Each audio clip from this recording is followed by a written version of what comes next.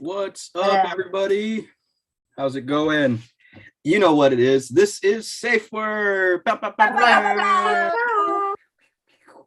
This is our platform for teaching, learning, and opening the eyes of our audience to the world of kink, BDSM, and relationships.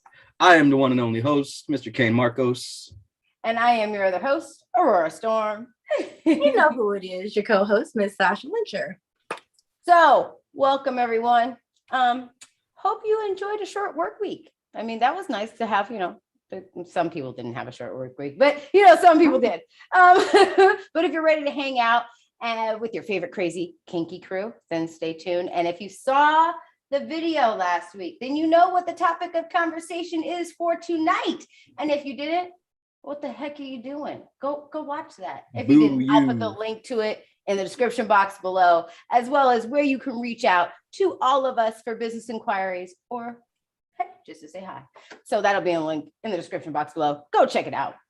And after you're done being nosy and catching yourself up and getting warmed up, you're going to like it here. So go ahead and like and subscribe for educational content weekly. Yes, weekly. Educational content weekly around kink, BDSM, and relationships. So subscribe, baby. That's going in the sound bar. Weekly. Weekly. No. Weekly. Oh, there yes. You go. Oh, wait, one more time. One more time for people in the back. Weekly. Yeah. All right. See, I don't have a sexy voice like that. I'd be like, weekly. Oh, God. Sounds like we're looking at like the movie premieres coming up. Coming soon. Right. That's the stuff nightmares are made of, sir. Stop it. It's Wait, some people like that. Right. This is where we're at. So, some people like that. So, okay. All right. So before we get started, we have to say hello to our A1 since day one. He rocks with us on all of our lives, on all of our videos. He likes, subscribes, comments, So can we say hello to our fan favorite? Ready? 1, 2, 3. Hey, Roy. So if you want to shout out like Mr. Roy, all you got to do is like, comment, subscribe, and, reach out and touch someone. Yeah. Leave a comment so we can shout you out next week, please. Just leave a comment so we can just say what's up. We want to say y'all name. We love saying Roy's name, but just comment so we can reach out and say, hey. Say hello. Put some sprinkle on it. If you just landed on this page and you have no idea what the heck, there's like 3 boxes and why are people sitting on colored backgrounds, you have just landed on SafeWord. So this is SafeWord. And here on SafeWord, we have a SafeWord of the day. We use this SafeWord to stop, halt, and completely put a pause on all topic of conversation. So SafeWord crew, would we like to let everybody know what the SafeWord of the day is? If you don't know, it's right here on the board. Ready? 1, 2, 3. Deja vu. Deja vu. Yeah, I'm got a little bit. You can tell we don't rehearse that anymore. Right? No. But hey, it was working. It was working. All right. There's audio issues. That's what I'm about to explain now. Okay. So here at SafeWord, we use Zoom. Not for very much longer, but we use Zoom. So sometimes Zoom has audio issues. So SafeWord crew, what do we do when we're saying the safe word and no one is shutting up? What symbol do we throw up? No one's stopping when you're saying the safe word. Pow.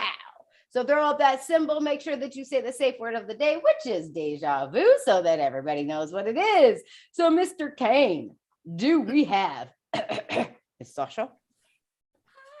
Topics. Woo! All right.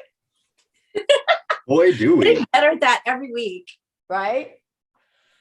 I don't even know where to start.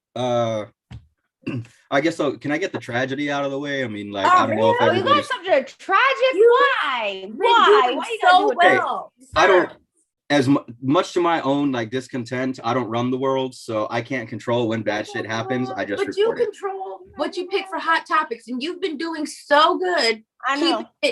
Keeping it. Okay, well, and now I'm balancing it out. So I know. Now I'm gonna make y'all motherfuckers cry. So get ready. Well, I don't know if you're gonna cry so much. I mean, we just lost somebody notable just today, actually. Yeah. I don't know if anybody's heard, but Meatloaf passed away.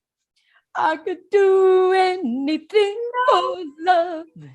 Yes, I would do anything for love. Yeah. So I ain't gonna lie, I didn't know the dude was still alive.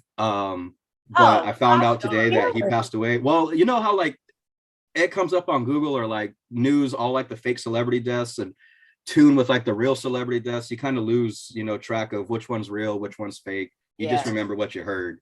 Yeah. So I remember like a couple of years ago, they had already said Meatloaf passed away, and I think I accepted it then. That was a spoof. So, like I processed it a while ago. So it's like, oh man, that really happened this time. Like, I was prepared for this one. I'm done. Right. Cool. All right. So Dang. moving into some more lighthearted topics. I'm gonna let you guys decide where do we want to start. I'm gonna give you guys some headlines and you just let me know what you guys want to hear first. Okay, all right, I like this. Let's do it. So the Mars company, the chocolatier company that manufactures M&Ms, recently rebranded the green and brown M&Ms. Or we can talk about a teenage boy who got a USB cord stuck somewhere he shouldn't. Or we can talk about a Japanese woman who is suing a sperm donor to the tune of $3 million. So where do we want to start? I want to know about the USB cord. I don't want to hear about no child. I want to hear about the sperm donor. What happened with there? All right. So last week we talked about sperm and hot sauce. So I want to hear who's donating free sperm, not spicy sperm. Well, this one ended up being a little less than free. So there was a Japanese woman, obviously from the country of Japan. So this is where this is taking place, not just her ethnicity. Yeah, you're looking at me funny, but somebody was going to be like, was this in California? No, this was over there. This is over there. Over in that spot, She's in the news because she decided to contact a sperm donor, and much like trying to find a good sperm donor here in America, you're going to check your backgrounds, you're going to make sure that you're not getting some just a chowder head of a sperm donor, right? You don't want no yeah, well, I mean, I can't call him anything else. I mean, just simpleton.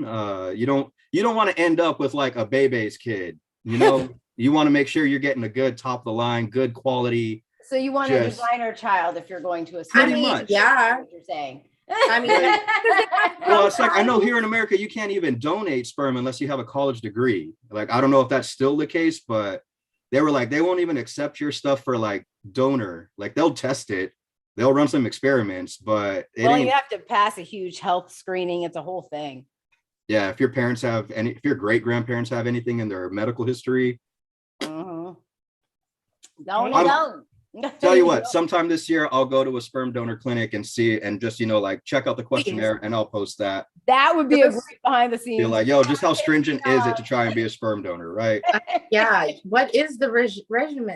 What happens? Right. Yeah. So your phone in there and just like do some behind the scenes undercover work. Right. So I don't know if it has to be so undercover. Just let them know, like, hey, man, I'm trying to figure it out. Might help you guys out a little bit if we can broadcast some of this information and let everybody know, so that we're not getting some chowder heads in here trying to donate, But so back to this Japanese woman. So she decided that she was going to try to find a sperm donor. Now, as far as I can tell, I'm not, familiar with the Japanese legal system, but from what I can tell, if you're a sperm donor going through like medical or like going to a doctor to try and find a sperm donor, the law states that the child has the right to know who both parents are. So it kind of takes the anonymity out of being able to donate and have a child that doesn't necessarily have to be involved with the other party. So in a way to kind of get around this law, a lot of Japanese women or a lot of couples take to the internet, Facebook groups, their version of Craigslist, to try to find good sperm donors. So that way they can remain anonymous. Well, this lady found a gentleman who claimed to be a scholar, a graduate from the Kyoto Institute, which is, from what I can tell, the Harvard of Japan. And so she thought she had a winner. Well, after the child was born and after a brief inspection, she found out that one, the man was not a graduate, and two, was not Japanese. He was actually Chinese. Oh. And so lied about his ethnicity, lied about his educational accomplishments. And so she immediately gave up the child for adoption. It wasn't what she wanted. So the child went bye-bye. And also she was suing the gentleman for $2.8 million. What? Wait, what? Yes. Now let me tell you. $2 million. Okay, so now Called when I vagination. tell you why, It's it'll make a lot more vagina. sense. Vagina. Wait, what? I said it's vagination. It's for defaming someone's vagina. Oh, Exactly. I called it vagina. vagina. Because she went on Craigslist. She went on Facebook. So it's not through a medical institute. Yeah, she found this individual. Like, dude, okay, where you guys follow the bouncing ball. All right. She took to social media because she wanted a child that was completely hers, that, you know, the other parent didn't necessarily claim rights or have to know about their birth status. So she went on social media, she found a donor, but since it's through social media and through, you know, the means that she decided to go about this, they can't necessarily go to a medical facility because then it coincides with their laws where, okay, this person has to be on the birth certificate and everything else. So they're not exactly, you know, artificially inseminating or, you know, keeping them in separate rooms. So the way that they decided to try and impregnate, the way that she tried to become impregnated was just straight up, you know, good old fashioned processes. I was like, oh God. Good old fashioned, you know, just missionary, whatever. What you get when you shop blindly on eBay. That's what you get when you do not use your Amazon reviews. You know, this is what I saw versus what I got. That's what happens. You're like, you can't sue nobody. You right. on Craigslist, you on Facebook looking for sperm. Like, I'm sorry. Well, I don't know. I think she definitely has a case because it's a case of the old-fashioned way. How did you not know that the dude that you're sleeping with is Chinese? So, like, can I sue my baby's dad then? Damn, because I'm trying to get my life back. Like, give me my reparations, my life back and my uterus back, man. Like, come on. Not fair. Like, okay, and so just last little kicker on this story is the woman is married. Her husband had found out that he had a medical condition that ran in his family that he didn't want to pass on. That's why they were looking for a donor. So to the tune of about 11 or 12 times, this gentleman came over and, you know, did the deed. Fornicated. Yeah. Did they have like a contract or something? And like something there was of the sort. So there had to have been something able to sue your sperm donor that you had in an open marriage situation. No, I'm sorry. Well, I imagine you'd still be able to do it. Like even here in the States, like if somebody lied, I mean, that's entering a contract under false pretenses, which is still. But the fact that she gave up a child, I mean, like I feel like we're missing a big, huge section of this. Like you gave up a living being because it didn't match your designer baby plans. It's just as bad as people with savior syndrome who, like, no offense, and, you know, whatever your views are, you know, leave it in the comments below. It's just as bad as people adopting like kids with special needs, or you just want to adopt to help and it's too much for you, and then you want to rehome a child, or you foster a puppy. It's not a fucking puppy. It's not the same as fostering a puppy, even yet, and still. Animals have memories and they get attached. Like, you can't just home things because they don't fit your designer lifestyle, like you said. Like, no. I cannot. Kane, why you bring this up? We're ladies, man. We're ladies. Oh my goodness. All right, should we move on then? Yes. Let's move on. There's a USD boy to talk about. Yeah, what's up with USD boy? All right, so this it said that he was 15. I don't know the actual age, you know, like the thing just keeps on bouncing back and forth, but this unfortunate gentleman wound up in the news because he got a USB cord stuck in his urethra. Sounding. So wasn't sounding. He says that he was actually trying to measure, and so he thought the best way to do that was internally, I guess. And the worst part of this is, by like all accounts that I've read on this, I don't know if it's just, you know, like adding extra detail or emphasizing on an already graphic story to try to, you know, drive viewership or drive ratings, but apparently he got the thick side, you know, the USB A, you know, that old school. God, ow.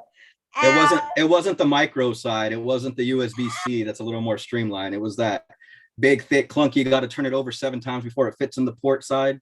Look, I ain't got one of those, but I can't even freaking imagine. Just can't. Nope. Nope, because it's not something that he's like, I'm doing this for sounding purposes and I enjoy this. He's doing it. It got stuck. Oh God, how terrifying. And then I was trying to measure, like he was just trying to see if something could fit in there. and then it went around the top and was well, I don't think he was lying. no. I mean, he definitely was measuring, but it wasn't, length or girth. It was, just the pee hole. Like trying to measure the channel, just, Okay, and baby, whoever you is, I'm gonna need you to subscribe to SafeWord. This is why we here. That is not how you measure. Soon. Not how you measure. It's okay to measure, but that's not how you do it. I'm gonna call the SafeWord just for that gentleman. Deja right, vu. just Moment of silence. Okay. All right, what's going? All right, cool. Okay. All right. All right. So last but not least, probably the most controversial of these topics that we're bringing up today is the Mars brand, the Mars company, the people who manufacture M&Ms decided that they were going to revamp and rebrand their M&M characters. And so they decided that, and this is a quote that I've heard, directly from their statement, where they weren't going to throw the green and brown M&M are too sassy and too catty towards one another. And so they are focusing on having them throw more shine than shade. So they are revamping their characters to not be so sassy, so mouthy. Also, the brown M&M is no longer going to be in those thigh-high stocking boots. Those are so cute. And the green M&M isn't going to be in pumps anymore. We're going to throw them in some tennies and make them more, personable. No. Also, the red M&M isn't going to be so sarcastic because he's actually kind of mean. And the yellow M&M has been, just not the breast. Not the brightest in the crowd. Not the brightest in the bunch. What you trying to say? So they decided that they were going to do a little rebranding and make them, I don't know, scholars, NASA scientists, engineers. I don't know, but. And all nice to each other because that's the way the world works. We are all nice to each other, especially after COVID. We're so nice to each other. Okay, go ahead. I like the commercials where the actors are really cursing and being themselves. And I like that they had conflict because they harmoniously go into my mouth. So I want them to see them in conflict. They harmoniously, in Jesus' name, have a and what better way to say, like we're all the same on the inside is when, you just get a handful of colorful M&Ms and just, it's all chocolate. It's all chocolate. It is all chocolate, baby. When the lights is off, it's all chocolate, baby. They're all the same. So yeah, that's what I got for Hot Topics. I hope you guys enjoyed. Just don't watch out who your sperm donor is. Don't try to sound with the USB cord thick side. And if you do, use lubricant and know what you're doing. And you can no longer get off to the green M&M. Yeah, no longer. The green and the brown M&M are no longer, the sexy, sassy of the bunch. So. Well, okay, M&M, here's the thing. Branding is everything. So how about, since you guys don't want her in them, get the Maxes in them. You guys should team up with Fashion Nova and have the M&M boots. I want some because they're hot. I'm going to put my call out now. I want some M&M boots. They're hot. Right, they are. Anyway. Right. So thank you, King. Amazing Hot Topics as always. You're welcome. Always bringing us the hottest things in the news that are kink related. I love it. All right. So, it seems like we've been going over this topic for a while now, right? Kink in a relationship, how, blah, that. But honestly, we spend so much time on this topic because it's something that we get asked a lot. I mean, I know I personally have been asked it in my inboxes. I know that Kane and Sasha have gotten similar conversations going on in theirs. Even our personal life. Right. And we coach people. I mean, it's a very common question. So that's why we're spending so much time on it. We'll probably be spending time on it next week too. But and it might have seemed like we haven't really answered the question yet. But I mean, come on, this is SafeWord, right? So of course, kink and BDSM is in relationships. It exists. Yeah. How about that? Right. So, I mean, the real question is, what does it look like? Right? What does it actually look like in a relationship? So, Sasha, I'm going to start with you and I'm going to kind of open this up to my crew. What do you think kink looks like within a relationship? It looks, I guess, connective, I guess. Connective? Yeah. So how do you explain? Because like in our video, like we did the opposite of what it might look like inside of right. Just so y'all know, that was a total parody, a spoof, like what it would look like. Unless that's what you're actually doing, then. Yes. So connective, I mean by that is more like hearing each other out or observing how each other uses their kinks and actually elaborating on it and kind of pushing and pulling each other. You know, it's connective. It's not just black and white. This is what it is. Type this way. So connective, you know, kind of. Yeah. And with each person, it'd probably be a little different depending on the connection. Yeah. Okay. So Kane, I got the same question for you. What do you think, you know, it looks like in a relationship? Woo, buckle up, ladies. I knew there was going to be an answer on that one. I got you. He's like, do you want to know what a kinky relationship looks like or just everyone's? Papa Kane's here. Papa Kane's got you. Papa Kane's got some info for you. Oh, okay. Papa Kane's gonna talk to you. Let's go, Papa Kane. All right. So I'm going to bring a couple of things to light that, you know, hopefully, you know, everybody's really noticed these things before. Everybody's bound to have seen something or heard something or had a thought, you know, that aligns with this at some point. And SafeWord's here for you. SafeWord's here to tell you that, yes, absolutely. Yes. Yes. Everything you were thinking. Yeah. Oh, yeah. So when you're at the grocery store and you see a couple buying cucumbers, maybe they're not making a salad for the weekend. When you see somebody, you know, walking through the grocery store and all they've got in the cart is chocolate and caramel and strawberry syrup, maybe they're not making sundaes for a kid's birthday party. When you go to the store and you see somebody, you know, like shopping for drapes, curtain rods, things like that, maybe they're not doing some home decorating. When you go to Home Depot and you see somebody buying wood, maybe they're not always building a deck. It's everybody. Every time you go out, their kink is way too prevalent in the world for it to not be happening 24/7, 365, all around you. I can bring up like thousands of references. There was a popular meme that was going on back in the day where it says, you know, there are like 8.7 billion couples in the world. Over 55% of them are getting down right now. So many of them are this, so many of them that. Breaks it down and it says, and just one, and you're sitting here reading this post. So you're just the odd man out while all this is going on around you. And we're here to help you not be the odd man out, kind of realize that, you know, this is kind of common. It happens. It's around. It's prevalent. It exists. Your next door neighbor might be tied up in a St. Andrew's cross right now. You know, the people you go to church with might be, you know, getting down in an orgy or setting one up, planning it out, creating a Facebook group, right? Hopefully. Yeah. Hopefully. So honestly, all that to say that, you know, kink is happening. It's in relationships. You know, the nice couple that you see, you might be friends with some kinksters. So they just don't talk about it. They're not openly communicative about it. And it's not so much that they're trying to keep a secret, but, you know, kink is still kind of viewed as sort of taboo. So it's not something everybody's so forthcoming or, you know, out about. The other thing you got to think about, and this was something that I always laughed at, was, did you know that thanks to the internet, you've probably seen more people naked than all of your ancestors combined? Oh, yeah. Of course. Easily. Yeah. Easily. Well, I don't know about ancestors. Depending on when they were alive, everyone was naked or topless.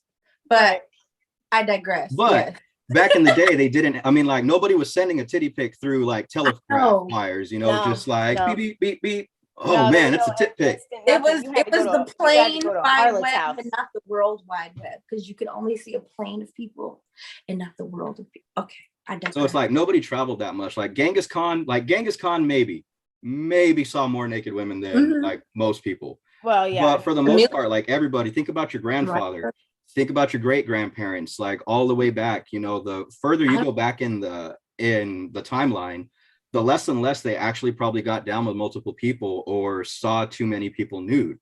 You know, like it went from maybe seeing 5 in a whole lifetime to now, I mean, I see 5 in an hour. Well, I think pirates and Navy and people in the military, guys that are pirates and military, they will unparalleled. So. Well, and here's the other thing. It depends on how far back you go and what time frame we're talking about. Because if we're talking about like ancient Greece, you know what I'm saying, and the orgies that happened. But again, that was regional. Right. That was true, really regional, true. and they didn't have a population, like they didn't have vast population. So just because you said you saw every naked woman in Greece, that might be Right, true. 27,000. Yeah. Thanks to the internet, I mean, there's 27,000 videos on Pornhub just in a single category. Mm-hmm. True. Mm-hmm. So, True.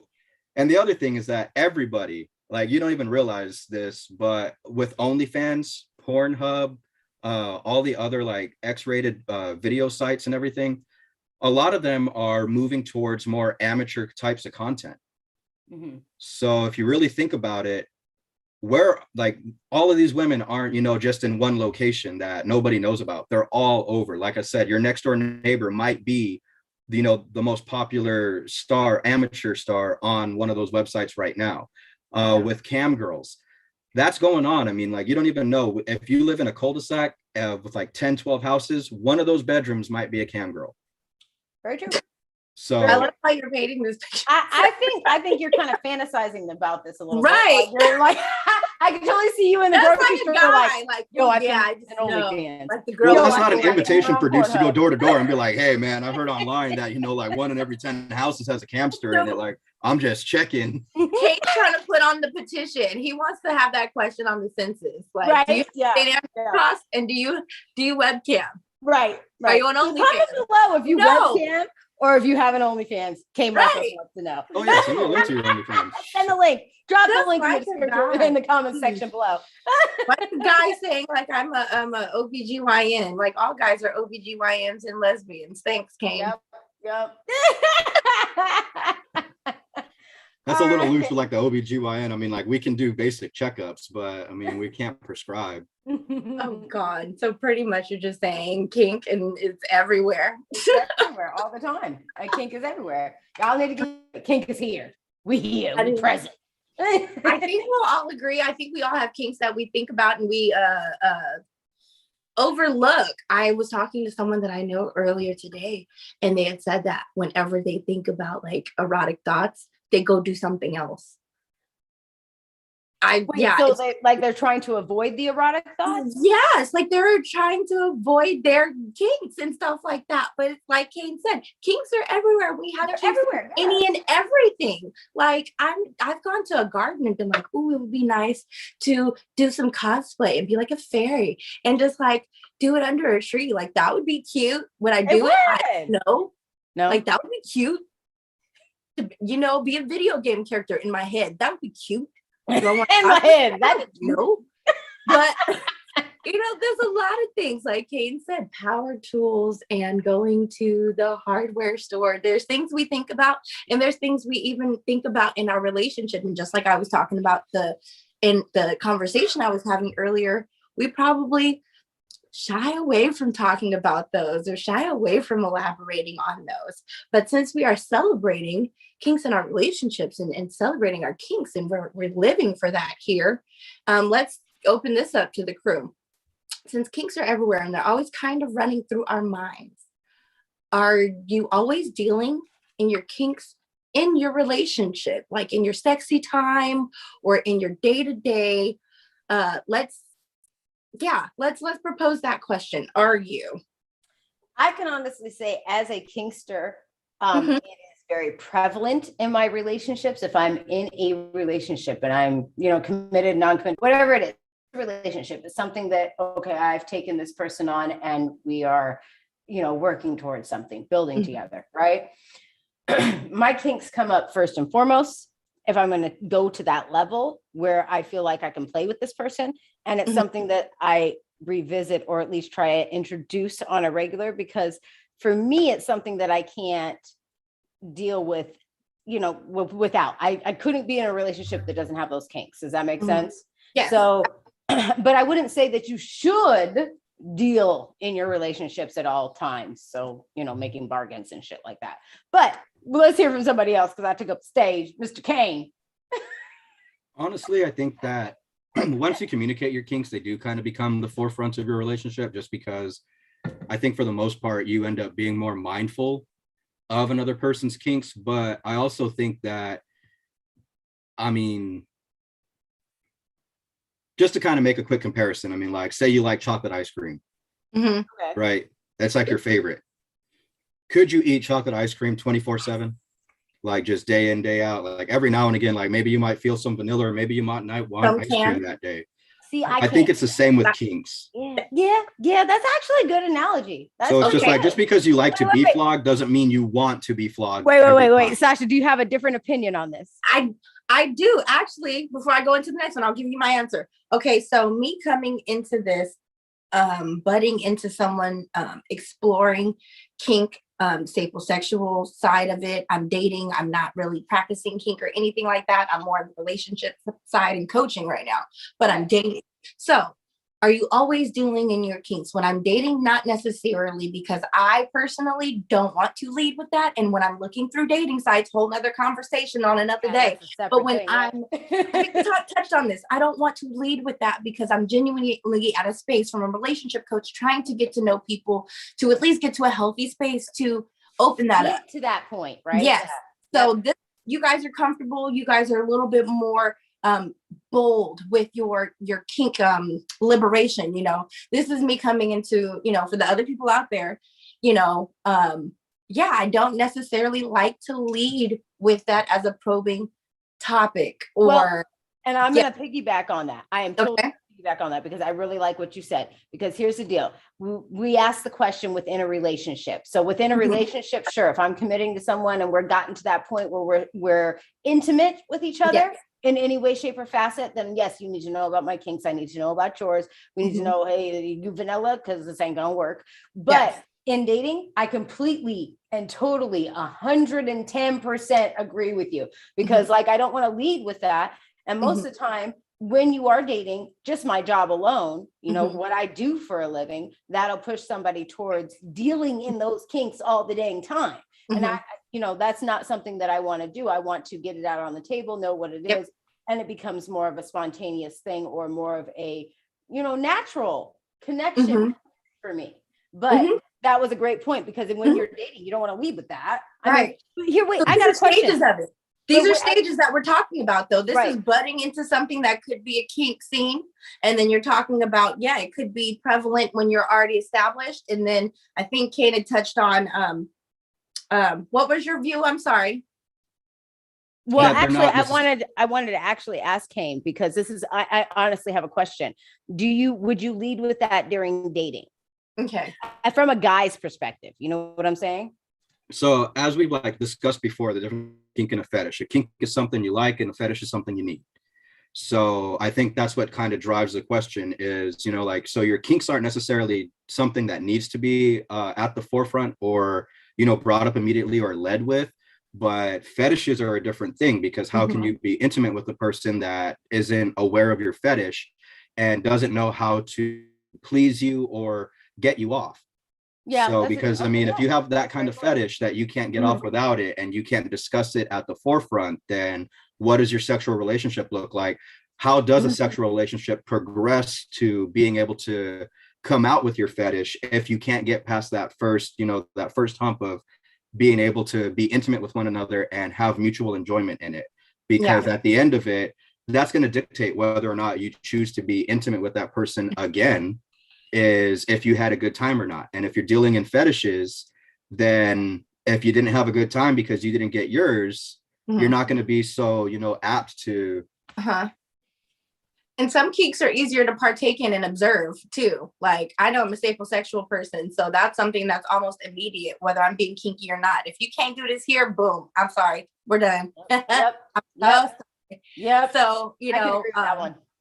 There's ages and stages and different kinks, different things for float your boat. If you're dating, you may want to ease into that. If you are established and seen, you know what you're looking for. So maybe you are always dealing with it. And, sometimes, case by case scenario, so it's cool to, have different views on it. But, hey, that's up to you if you're always dealing in your kinks. So again, it's always, some people may think it's like, okay, do you have to be willing and able to partake in your partner's kink all the time? So is it always an always on type of situation, depending on who may be feeling more kinky or frisky that day? Is it an always on type thing? So let's table that. Do you want to go first, Mr. Kane, or yeah, I hope I didn't call you Miss. Okay, Mr. Or I didn't call you Miss. Okay, my bad, bro. Go ahead. Well, now Mr. I don't Kane. want to talk about it. No. Oh, no. Honestly, could you repeat the question? Man, I got tied up in the miss and like how I felt about that, and I completely forgot what you said. he just spiraled. My bad. Let me pick you up, bro. He's like, wait, what did you say? Like I was gonna try and bullshit my way through it, but it probably wasn't gonna sound intelligent or like anything that had to deal with the situation. So he was like, and this is SafeWord. This is why we live. We mess up sometimes. So go ahead, Miss Sasha. So when exploring your kinks, establishing your relationship in your relationship scene, is it always an on type situation? Is it always one you have to partake if the other one's feeling frisky or vice versa? Great question. Does your kink have to always be on? all right, so down the rabbit hole we go. Okay. So let's go. I mean, I could tell you from my mentality, like long story short, I would say, no, you're not necessarily always dealing in your kinks. It's not something that's always on. But again, it really has to do with like your relationship dynamic, how you guys met, what you guys are comfortable with, what your level of communication is, because all of those things, and something that I wanted to bring up earlier is like, I think the difference between how you were saying, like our kinks at the forefront, like, do you lead with your kinks, and how I brought up, versus fetishes. I also think that there's a level of introducibility, if that's a word, like things that happen like in the very first things. If you're dealing in kinks, like we said, it's not necessarily something you need, it's something you want. So that's something that can kind of go into a dating scene. It's something that you can possibly pick up at a bar, meet somebody, like have a meet cute that eventually turns into, oh, and they were comfortable with my kinks. That's how I knew they were the one.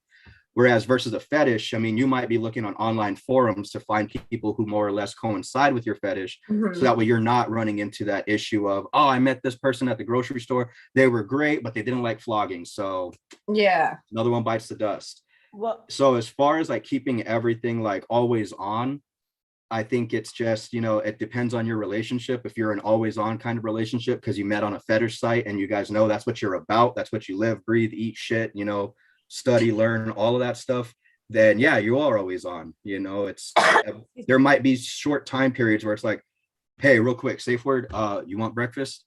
Okay, cool, get back to scrubbing that shit, something like that. But for the most part, I think everybody deals with hey, we have a play scene, a play time that we set time aside for, and that's when the kinky shit flies. But any other time, like we might be subtle, we might drop hints, we might do something to make subtle nudges towards a sexual type of innuendo. But for the most part, you kind of keep it a little bit more low key in certain scenarios. So that's I have nothing to add on that because Mr. Kane like touched on everything plus a bullet point plus an add-on. But the only thing that I am going to add on to that is the fact that we did talk about our game on, situations. So yes, just like Kane was explaining, if it's something you've discussed prior to and it's game on, so somebody's walking in and they're like, yeah, you've been a bad girl, like you got to go into character, like that's just what it is. But I mean, yeah, I that's not every relationship, it just depends. So everything that he said I agree with. Thank you, Ken. I will, I think we all have similar views. It depends. Like if you're always on, that's all you're looking for, which is fine. I know me coming at it from dating, I think Kane touched on this, but he definitely touched on this. It depends on what mentality you're in. Right. So me personally, I've had I call it the F-boy stage, fuckboy stage, where I was just low-key just dealing with that. But I have come into the fact that I wasn't being open and forward. I was like more dating. I'm like, okay, this wasn't the experience that I wanted because I wasn't being honest. Right. I was, being coy about it. Okay, that's actually a very great fucking, just say that louder for the people in the back, because honestly, because you play that a little bit when you're dating, that whole coy piece of it, and sometimes it can hinder you instead of help you. It hinders you developmentally because you're making yourself small. It's a practice that we do a lot of time in life. You make yourself small in social situations. Just make yourself small so you don't shine too much or take too much attention from somebody else. So you're going with emotions and like, oh, let me go date you. All in your mind, you're like, oh, I just want to, ooh. Because I know we all do that as women. We just don't. We're being coy. So I know me personally, I was holding, and I still do hold back from dealing with that, or even looking for just an on situation. You know what I'm saying? But yeah, and even to duality of that, even in a relationship, I would say that you can't, it's not necessarily always on. And when you're dating and becoming and turning into a relationship or being consistent with someone, I don't think it's safe to have an always on situation unless you're just going to be a kinky relationship, because if you're developing with someone, then if you're new to it, you can fall into just agreeing to go with stuff or just it being a completely sexual relationship. But from a guy's perspective, and I see you have something to add here, Kane, so I would like to give you the floor here because you are the only guy. And honestly, there's a lot of women that speak on YouTube, and I love our opinions. Our opinions are great. We're putting out good information, but there's very few guys that come on and say, hey, this is what it looks like dating kinky. This is what it looks like, blah, blah, blah. So like, what's your opinion, vice versa? Because you gave us a very brief overview, you know? So what I had in mind was I was actually going to throw some scenarios out there and just get your ladies' opinion on some of these, just because we've discussed, like, can kink be in a relationship? What does it look like in a relationship? And, and kind of discussing that, we kind of touched on like how it exists in a relationship. But I mean, we can sit here and talk about how it might look, but let's throw around some scenarios, some ideas, like feel free to chime in if, something comes to mind. We're going to take this like roots, and we're just going to go down every rabbit hole. We're going to travel every channel and really like break this down. If you got what ifs, like, let's just improv this and, never say die. Let's try to see how much we can continue this, because somehow, somewhere, this is a relationship that does exist.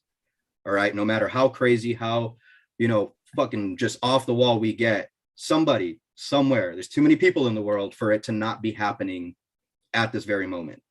So like the one scenario I wanted to talk about in, discussing how, like, is it an always on situation is, have you ever known anybody to be in an always on situation? So what that would look like is, have you ever gone over to your friend's house to eat if you ever gone over to a friend's house and they like stopped you at the door and been like, hey, real quick, my partner's in there and we're in scene right now, so like I'm gonna be really crass, I'm gonna be really rude, but don't worry about it, it's part of our sex life. Like, what the, walking in the front door, like, what do I do? Like, your chick's dressed up like a maid and I'm not supposed to, like, I let this woman babysit my kids. Like, what do you mean we're not, like, I can't talk about this? Like, does that happen? I honestly, that's an always on scenario. That's an always on situation. Well, but there's always ons with boundaries. Like, I've seen always on situations, right? But like, if there's company, you're not going to pull that and put your. But then that wouldn't be a true always on. I don't know. What do you think? We should break this tie here. Right. Well, we should look up some things and look up some clips of always on situations at some point and see what that looks like, because I've seen some videos or some I would love that reaction. Yeah, we should do a reaction of some different types of couples and relationships. That should be something to do down the rabbit hole. But as far as an always on type situation, it really depends on the relationship. And of course, me coming in as a novice or, as a budding view of things, it can be within reason. And I recommend scheduling time to even do that. If you guys are going to have a date night and it's an all night kinky night, then you're dating and, you're going to wear this toy. This is what I'm going to do. You're going to be on a collar. Schedule a 24/7 day. Like, I think that's healthy in a relationship. So if this is something that you're trying and you're practicing, try to push your boundaries and have a kinky getaway. And the whole time you're being kinky, go somewhere else outside of your city and experience that stuff. Go to a new city, act like new people, have a whole kinky relationship or a situation scenario. So maybe if it's something you're just starting to tap your toe into, or even a new dating relationship, you know, have always on moments or always on dates and time. I love what Sasha, where Sasha's taking this, because honestly, like, yes, I can see an always on situation, and it's go time. But what I'm trying to teach people is to communicate beforehand. So I would hope that somebody would communicate beforehand. Hey, I'm comfortable doing this in front of company. Hey, I'm not comfortable doing this in front of company. Like, you cannot pull the always on situation in front of my mother. You know what I'm saying? Like, you have conversation and communication around it so that everybody knows where the boundaries lie. Yeah. But I mean, like, as a dom, I mean, I've had other friends that have been in like live-in situations where, I mean, like, their sub is at home and, you know, they drop the warning at the door with like, hey, I've got a sub in right now, she's doing this, she's doing that, so, you know, just either ignore, or, you know, like, this is what's cool, this is what isn't. And it kind of, that's a certain topic that we're going to have to bring up and address, you know, later on, like how you deal with other people when they're in scene, like if they're going to be in an always on type of situation, if they're, you know, going to be comfortable with that, or, you know, like I said, just at the door, somebody talking about it, like, how do you react? How do you address that? How do you behave? How, like, what changes? Does your demeanor change? Like, should your demeanor change or anything? Should you reschedule? Should you, like, there's a lot more of that goes into it. So, I mean, we could go all night going down rabbit holes and everything, just different scenarios, what different types of relationships look like. I mean, well, I'll give my 2 cents. You know, certain, so with the game on, and, you know, I think it all comes down to, you know, I would see it getting like mundane. I feel like there would be times where you would have to tap out to reconnect. You know what I'm saying? Like, tap out to just be a human being outside of being daddy or a dom or whatever. Like, I would be curious to do more research and even come back, because I'll admit I do as much. But, you know, even in a 24, I'm sure there's breaks. I'm sure there's times, you know, like, of course, like you said, Kane, when you have company over, like, hey, you know, I got it. My chick is, you know, right. That. But I'm sure there's at some point, you know, you have to want to step out of that avatar, that whole scenario in your head, because I'm sure it can get a little mundane, even in your brain, you know. But I'm sure, of course, there's certain times, but I don't think most of the time it's like that, you know. But, you know, like you said, Kane, there's different situations, and like you said too, Mr. Orora. But, you know, I think it all rounds about too, because we've all talked about some really good topics, like, are you dealing in them? You know, what else comes up? You know, are there certain times when it's game on? But I think all those can always be renegotiated, and they definitely need to be established in the beginning. And it all comes down to, you know, what you're doing in your negotiations. Are you following up? And again, magic word, communication. Are you communicating? Right. Like, if you're in a 24, here's a scenario. If you're in a 24 and you feel like your partner is becoming more obsessed with the 24 than you, and you're feeling like you're losing your voice as a sub, then you guys may need to renegotiate. You guys may need to tap out a little bit. And I'm glad you brought that up, because that is actually a real scenario with somebody that I'm dealing with right now, where she feels like she's losing the control within her relationship, because she's agreed to a 24/7, but he's taking it another angle. And so now she's sitting there, you know, as a sub, trying to follow directive, but it's outside of negotiation. The narrative has changed throughout this person's progression. It's like, sometimes it's like, it's feeding the beast. Once you get a taste of blood, some people, especially when it's a new, or you're dating someone, you know, you can start with dating someone and get led into this, oh, I'm a naive, I'm a dom in subs clothing, or I'm a dom in a square butts clothing. Like, you're not vanilla. And then you get led into the situation, and you're ever evolving. Well, and you're it could be just a dom. It could not be a dom in subs clothing. It could also be just somebody that's trying out dom and doesn't really understand how it really works, that you're the facilitator. You're not really the person that's the say so. You're the painter, you're the creator, you paint the image. That's it. Right. And it's still a session. It's like if you're doing it, kink is like a commit, or doming and subbing is almost like a doming and subbing is almost like a commissioned piece from an artist. You have to sit down. You have to communicate. What is the idea? What is the theme? What is the purpose? What is this? What do you want this to evoke? What are we trying to do here? Right. And then come together and make this come to life, and you're of service to the person that you're getting commissioned by.